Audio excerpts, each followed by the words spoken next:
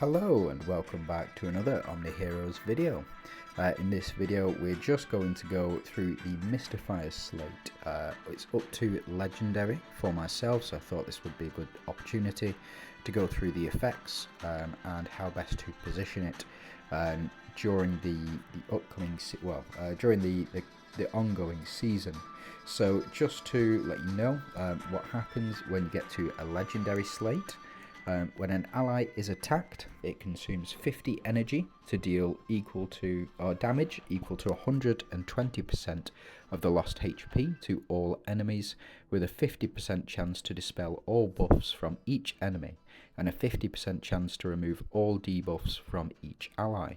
Very powerful effects indeed, and the reason for that is because of the debuff for each ally will get rid of your corrode effects, it'll get rid of your attack down, defense down statuses, and also with a 50% chance to dispel all buffs from each enemy. Now all buffs, that includes stuff like Holy Shield, that includes stuff like Shield, defense up, HP up, attack up, so effectively the enemies are left naked without buffs.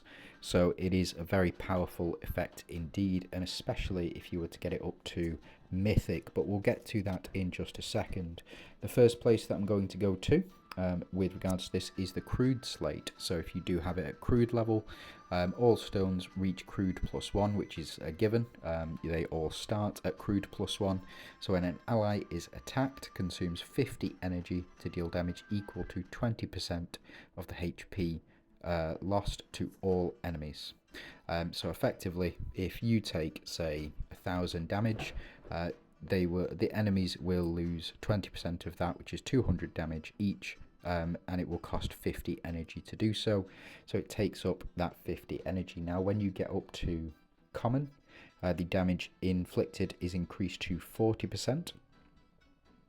And you get up to your uncommon level, it increases to 60%, and additionally there's a 25% chance to dispel all buffs from each enemy target. So that just means that only the dispel buffs will be effective, so you won't lose your attack down status, you won't lose your defense down status, any bind effects, any anything like that, they won't be dispelled. Now when we get up to the rare slate, we do 80% damage and there's a 50% chance to dispel all buffs, and when we get up to epic, there's a 50% chance to dispel all buffs and 50% chance to purify all debuffs.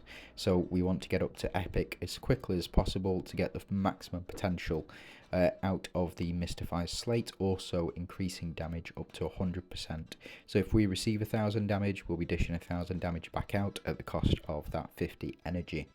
So we go all the way up to Legendary, which is where I'm at the moment, and the damage inflicted to all enemies from the HP lost is increased to 120%. So we still retain this chance to dispel 50% and chance to purify all debuffs at 50%. We still retain that, but the damage is just increased to 120%. So if we're dealt 1,000 damage, we'll be dealing 1,200 damage back to the enemies as well. Now that doesn't change all the way up to Mythic, but if you do get it up to a Mythic slate, the HP, the damage done is up to 150%. So if we're dealt 1,000, we'll be dealing 1,500 damage out. There's a 100% chance to dispel all buffs and a 100% chance to purify all debuffs. It's much better, much better. It's not really comparable. So if you can get it up to the Mythic slate, I would suggest you do. If you enjoy the Mystifiers team and you have a strong Mystifiers team, it will really help out your team, especially given that you rely on dishing out debuffs. So you don't want enemies to have any shielding, you don't want enemies to have any HP up, you don't want enemies to have any defense up or attack up either. You do want all of those removed, and then we can debuff stuff like HP down, any sort of bind statuses, entwined statuses, stuff like that. They'll all get removed when that does trigger. So whenever we're attacked, we will consume 50 energy and all of this will happen.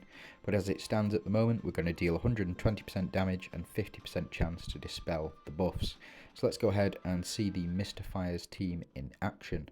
Now I do have a Mystifiers here.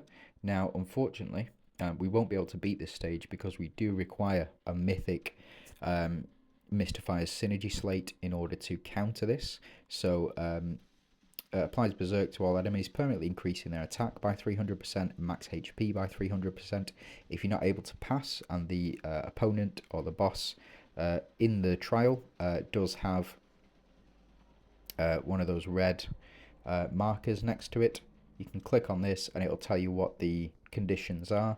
Usually it's get it up to epic, get it up to legendary, get it up to mythic, and that's probably the reason why you keep failing, is because of the that restriction. Now this is Corrupted Bjorn. He will always have these abilities. So all allies take 50% less physical damage, so you want to stack as much magical damage as possible.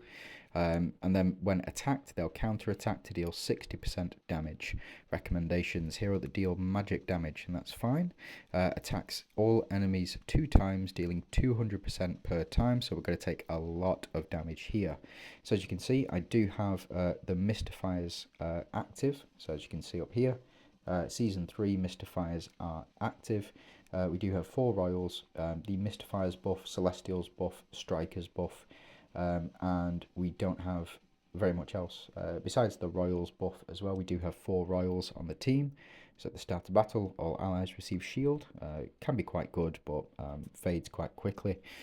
But the Mystifiers team that I would highly recommend running, if you do have copies of them, you can mix and match.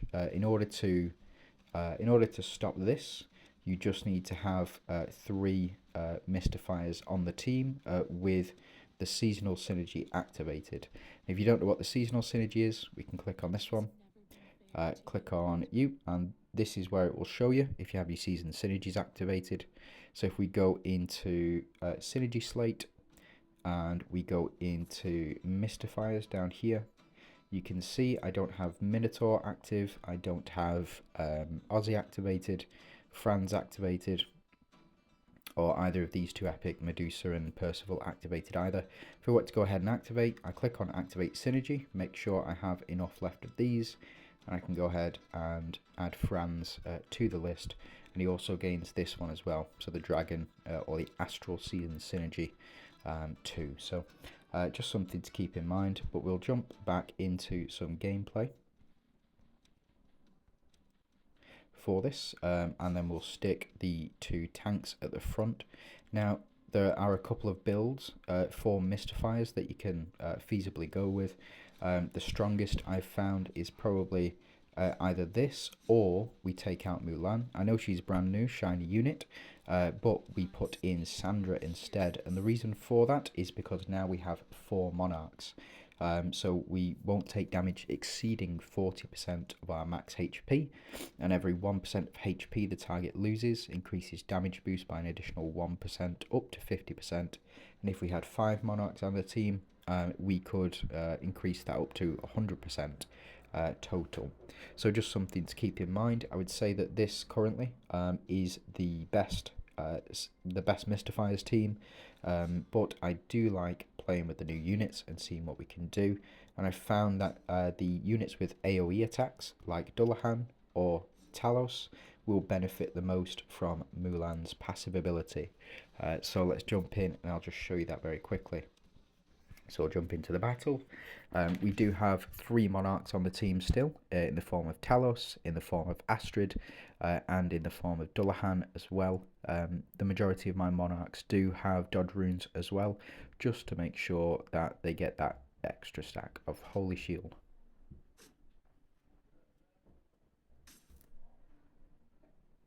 So we do have 2 Mystifiers relics activated, and we have got the spear in there as well, just for the additional triggers that we can get from it. So as you can see, they are counter-attacking. We're not able to, our back row aren't able to die at the moment because we do have the shield in there. So it does help out tremendously. The only thing we need to worry about is if both of our frontline units die. So Astrid there taking a beating because we don't well, because enemies have that 300% attack increase. So we need to keep the front line protected as much as possible.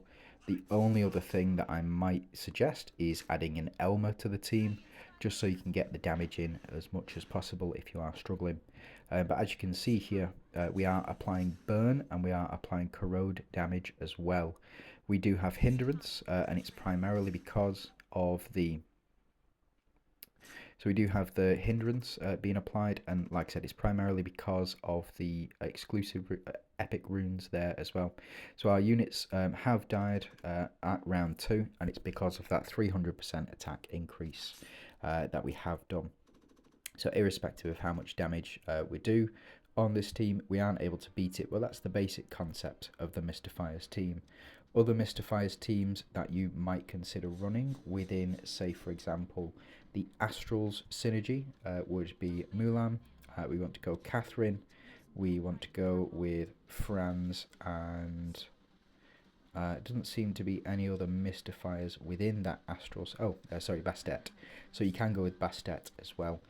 So this is the Astral synergy, and what we can do is we can pop Elmer in the front here, and we can leave Bastet up front. We'll go ahead, we will change all of these relics out. We want to remove this one, add in the shield, and we want to add in potentially this one as well. Pops us up to 27. We don't need speed. What we do need, 24.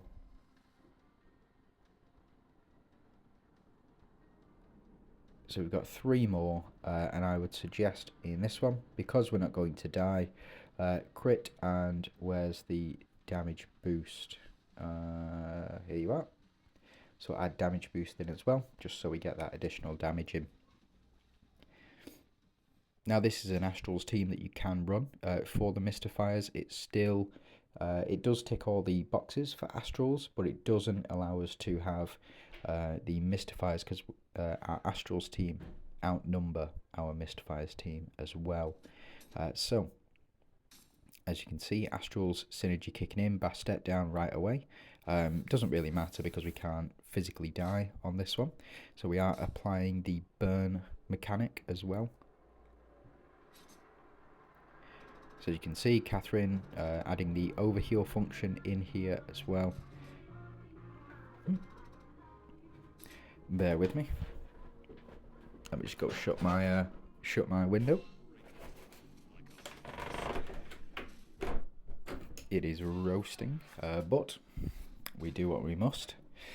So as you can see, applying the burn mechanic to the back row as well as the corrode mechanic. So if we have a look on here on our info, you can see we do have 5 stacks of corrode. We also have 3 stacks of burn.